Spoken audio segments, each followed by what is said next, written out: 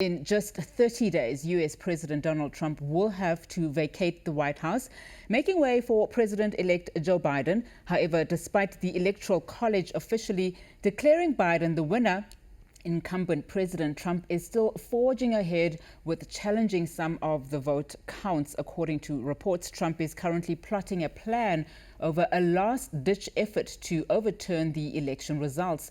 But the question we are asking is, do Americans believe Trump's new plan will succeed or not? Brad Price, an entrepreneur and an American living in South Africa, joins me now to look at the mood on the ground on these latest developments. Brad, thank you so much for your time this afternoon and for joining us here on Newzroom Afrika channel 405. Now, just on to that question, what is the mood currently in America around President Trump still not leaving or showing any intention to vacate office anytime soon? In fact, he's tweeting about just how fraudulent this election was. I mean, there's a mix of exasperation and incredulity, I think, but President Trump told us that this was going to be his plan before the election even happened. He said clearly at his rallies and on Twitter that the only way he could lose this election is if it was rigged and if it was fraudulent. So that was him really laying the groundwork for the behavior we're seeing here. What is particularly interesting is that a number of the Republicans in Congress and in the Senate almost supported this idea where he could continue to deny the results, delay the results, pursue various legal avenues. And the argument was, well, these avenues exist and they're his right to pursue them. And that's true. What's not his right, though, is to pretend that this whole thing was fraudulent. And you've had Attorney General Bill Barr come out and say that there's no evidence of any widespread fraud. You've had his head of election security at the Department of Homeland Security, who he appointed, say that it was the safest election in American history. What has been particularly interesting, though, is that there is an element of his base that just fundamentally believes what he says. And that is that the election was rigged and stolen. We just were listening to folks the other day in Atlanta, Georgia, saying, Donald Trump won this election. It is clear to us that he won. There's no debate. He is our president. Joe Biden will not be our president. And so, it's hard to kind of know what to do with that. But generally speaking, the country seems to be moving on. And generally speaking, the country seems to be moving on. I'll take those words. But let's go back a little bit to just his conduct over the past couple of months. I mean, just how he's been progressing on several things that he's fell short of. For instance, the way in which he handled COVID-19 pandemic in that country. Surely that is enough for Americans to say, we need new leadership. We need somebody else to come in who is going to understand what this pandemic means economically and also from a health perspective for this country. Yeah, Donald Trump has the most incredible grip on his base. And he's managed to convince them that, you can't trust the media, you can't in fact trust Bill Barr anymore. You can't trust Dr. Fauci. You can't trust the scientific experts. You can't essentially trust anyone who doesn't agree with him. The only person or institution or any voice that you can trust is his voice. That's his very clear message to his base, and that's what they've chosen to accept.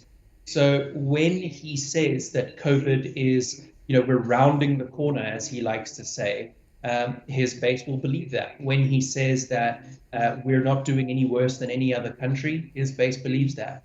When he says it will magically disappear, they believe that. And so you do have a group of, a large group of Americans who know that this is rubbish. And I think that's probably why we saw the biggest turnout in American election history, as well as a popular vote win for Biden of something more than 7 or 8 million votes.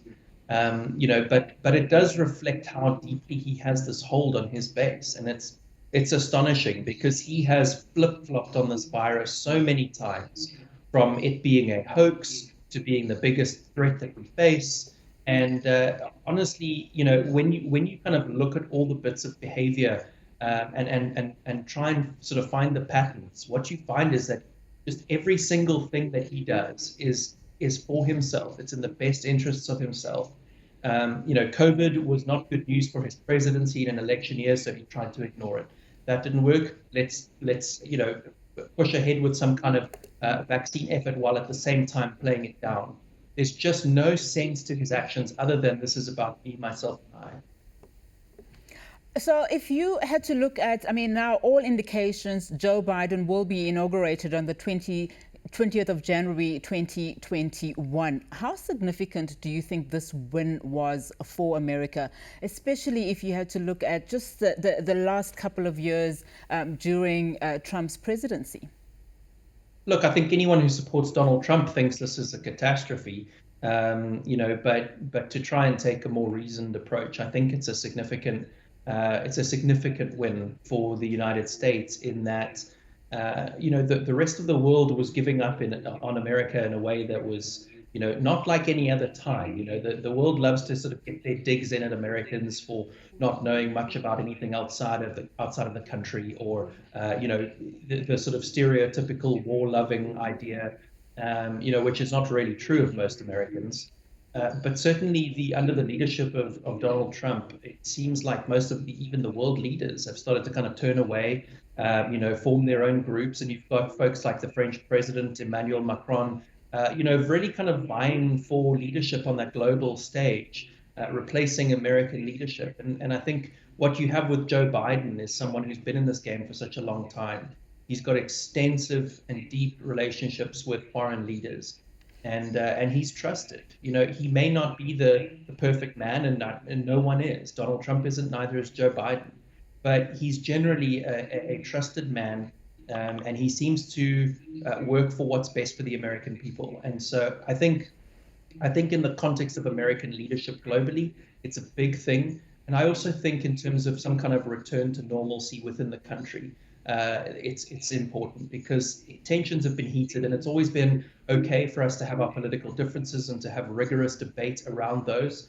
But under President Trump, it's become so heated that there's kind of a hatred between the two sides, and it's become a lot more about tribalism than kind of the nation. And so I think what Joe Biden was elected to do is kind of this mandate he spoke about, which is to heal the country, to bring the country together, to unite both sides, and then to, as he says, build back better. In fact, Brad, I think in my introduction to this interview, I said that you were an entrepreneur, an American entrepreneur living in South Africa. It's actually the other way around, South African living in America. And having said that, if you look at how this country, South Africa, has handled COVID-19 pandemic and where you are currently, how would you fare the president of South Africa's conduct? Very quickly. I must say I've been pretty impressed and proud. I think, this is a tough hand to be dealt for anyone and for everyone. And I don't think any leader has gotten everything right, and it would be crazy to think that they would have. But I think President Ramaphosa took it very seriously from the beginning. And he put some pretty tough measures in place, and those are not always easy to do, and people will push back no matter what you do. But he held firm, and I think, as much as there have been spikes within South Africa, there have been spikes in every country on earth, no matter what they've done, and they've come and gone. But I would not hesitate to say that through President Ramaphosa's actions, he has saved a number of South African lives, and I think that's his primary responsibility in his job as president. And while not a perfect job, I think he's done well. Brad, thank you so much for your time. That was Brad Price, entrepreneur and South African living in America, joining us live from Texas.